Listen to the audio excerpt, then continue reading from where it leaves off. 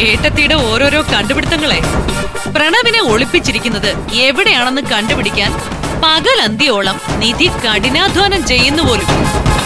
എന്റെ ഏട്ടത്തി ഗൗതമും നിധിയും ചേർന്നാണ് പ്രണവിനെ തട്ടിക്കൊണ്ടുപോയതെന്ന് കോടതിക്ക് വരെ ബോധ്യമായി കഴിഞ്ഞു. ഗൗതമിന് ഒരു ജീവപര്യന്ത ശിക്ഷ വരെ കിട്ടുമെന്ന് ഉറപ്പായി കഴിഞ്ഞു. അനാവശ്യം പറയുന്നോടി. എന്റെ മക്കളെ എങ്ങനെ ഈ വീട്ടിലേക്ക് തിരിച്ചു കൊണ്ടുവരാമെന്നും എത്ര പെട്ടെന്ന് കൊണ്ടുവരാൻ പറ്റുമെന്നും ആലോചിച്ച് പ്രാർത്ഥിച്ചും വഴിപാടും നേർന്നും ഞാൻ ഇവിടെ ഇരിക്കുമ്പോ നീ പ്രവചനം നടത്തുന്നോ? ഗൗതമിന് ജീവപര്യന്ത ശിക്ഷ കിട്ടുമെന്ന്. നീയൊക്കെ ഒരു മനുഷ്യ സ്ത്രീയാണോ? നീ ആ CKCയുടെയും ജ്യോതിർമയുടെയും കൂടെ ചേർന്ന് ഗൗതമിനെ ചതിക്കാനുള്ള എല്ലാ വഴികളിലൂടെയും ചതിച്ചു. ഇപ്പൊ നീ എങ്ങനെയെങ്കിലും അവനെ ജയിലിലാക്കിയിട്ട് സർവ്വ അധികാരവും പിടിച്ചെടുക്കാൻ നോക്കുന്നല്ലേ? ആ അതെ, പിടിച്ചെടുക്കാൻ തന്നെയാണ് എന്റെ തീരുമാനം. ഏടത്തി ഒന്ന് ആലോചിച്ചു നോക്ക്. നിധി ഈ വീട്ടിലേക്ക് വന്നു കയറും വരെ എങ്ങനെയായിരുന്നു എന്റെ ഇവിടുത്തെ ജീവിതം എന്ന് ഏടത്തി ഒന്ന് ആലോചിച്ചു നോക്കിയേ. എനിക്ക് ഈ ഈശ്വരമംഗലം വീട്ടിലുണ്ടായിരുന്ന സ്ഥാനം എന്തായിരുന്നു? എനിക്ക് മറ്റുള്ളവരെ കൽപ്പിച്ചിരുന്ന വില എന്തായിരുന്നു? എന്റെ വാക്കുകൾക്കുള്ള ശക്തി എത്രത്തോളം ഉണ്ടായിരുന്നു?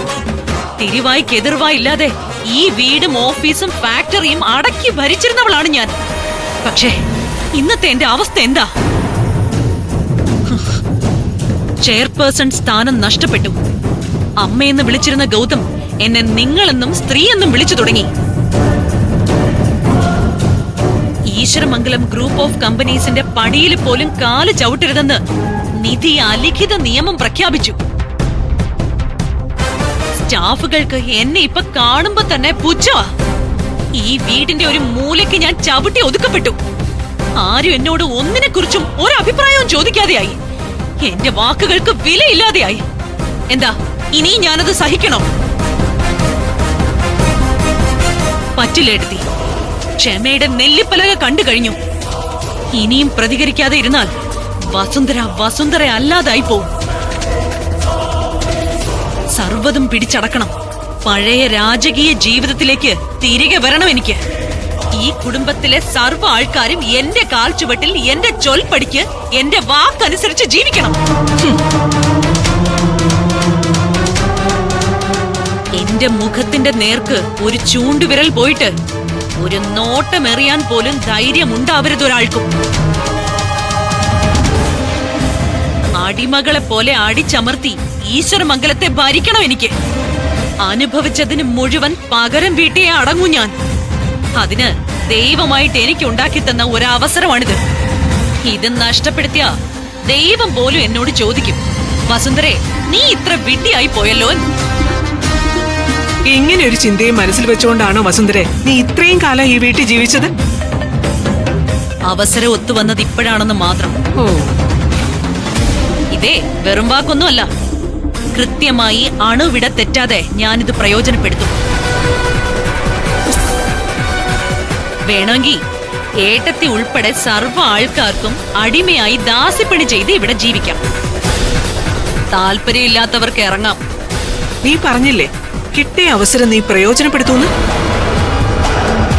നീ കൊണ്ടു നടന്നു വളർത്തിയ ഗൗതം ഇരുമ്പഴികൾക്കുള്ളിൽ കിടക്കുന്നതാണോ നിനക്ക് കിട്ടിയ അവസരം? എന്താ അതൊരവസരമല്ലേ? വേണമെങ്കിൽ ഏട്ടത്തി ഒന്നുകൂടെ കേട്ടോ.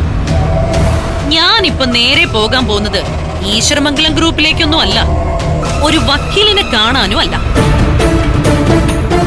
ഇനി ഒരിക്കലും ഗൗതം പുറത്തിറങ്ങാനാവാത്ത വിധം പ്രണവിനെ ഈ കേസിൽ ബലപ്പെടുത്താൻ എന്തെങ്കിലും വഴിയുണ്ടോന്ന് ആലോചിക്കാൻ. പറഞ്ഞതാണ് ഞാൻ, പകയുള്ള പാമ്പിനെ നോവിക്കല്ലേ എന്ന്. തിരിഞ്ഞു കൊത്തും അവസരം കിട്ടുമ്പോ. ഇപ്പൊ ഞാൻ പത്തി വിടർത്തി നിൽക്കുക. എന്നെ തോൽപ്പിച്ച് നിധിയെ തലയിലേറ്റിക്കൊണ്ട് നടന്ന ഏട്ടത്തി തന്നെ ആയിരിക്കും എന്റെ 1-ാം നമ്പർ ശത്രു. എനിക്കറിയാം വസുന്ധരെ, നിന്റെ ഏറ്റവും വലിയ ദേഷ്യം നിധിയെ ഞാൻ സ്നേഹിച്ചു എന്നതാണ്. പക്ഷേ ഇനി ഞാൻ പറയുന്നത് നീ കുറിച്ചു വെച്ചു. ഇനിയും ഒന്നല്ല 1000 ജന്മങ്ങൾ കൂടി നീ മനുഷ്യ സ്ത്രീയായി പിറന്നാലും നിധിയെ പോലൊരു പെണ്ണിനെ തോൽപ്പിക്കാനാവില്ല നിനക്ക്. ഇത് വെറും വാക്കല്ല, തെളിവ് കാണണോ നിനക്ക്? വാ, എന്റെ കൂടെ വാ, കാണിച്ചു തരാം. തെളിവോ? എന്ത് തെളിവ്? കണ്ടോ, അത് പറഞ്ഞപ്പോ തന്നെ നീ ഒന്ന് പതറി. തന്റെ ഉണ്ടോ നിനക്കതൊന്ന് വന്ന് കാണാൻ? തന്റെ ഇടത്തിനൊന്നും എനിക്ക് ഒരു കുറവുമില്ല. എന്ത് തെളിവാ ഏട്ടത്തേക്ക് കാണിച്ചു തരാനുള്ളത്? വാ കാണാം. എങ്കിലേ നീ വാ, കാണിച്ചു തരാം ഞാൻ. വാ വാ വാ. ഓ, എന്ത് മഹാത്ഭുതമാണാവോ ആ മുറിയിൽ കൊണ്ടുപോയി ഒളിപ്പിച്ചു വെച്ചിരിക്കുന്നത്. ധൈര്യം ഉണ്ടോന്ന് വെല്ലുവിളിക്കുന്നത് എന്നെയാ ഈ വസുന്ധരയെ. കാണിച്ചതാ. വാ, ഇങ്ങോട്ട് വാ. ദാ, അതൊന്ന് കണ്ടു നോക്ക്. എന്ത്? അതൊന്ന് കണ്ടു നോക്കാൻ.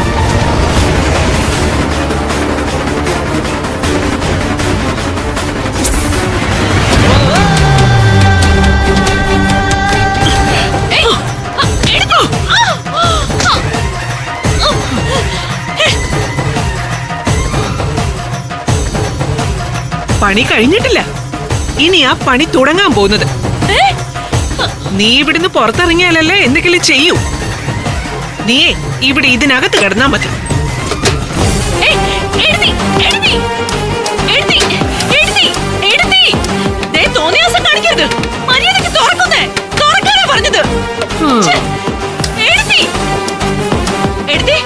നിങ്ങളെ കാണിക്കുന്ന വളരെ മോശമാട്ടോ. വേഗം തുറക്കാൻ. തുറക്കാനാ പറഞ്ഞത്. എന്റെ സ്വഭാവം മാറി പറഞ്ഞേക്കാം. ഓ പിന്നെ, ഇനി ഇതിനകത്ത് കിടന്ന് നിന്റെ സ്വഭാവം മാറിയാൽ എനിക്കെന്താ?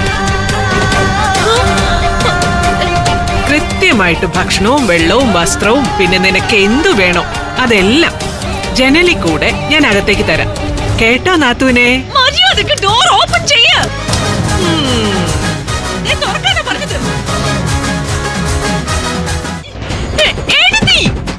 ഇനി ഗൗതമിന്റെ കാര്യത്തിൽ ഒരു തീരുമാനം ഉണ്ടാകാതെ നീ പുറം ലോകം കാണില്ല വസു.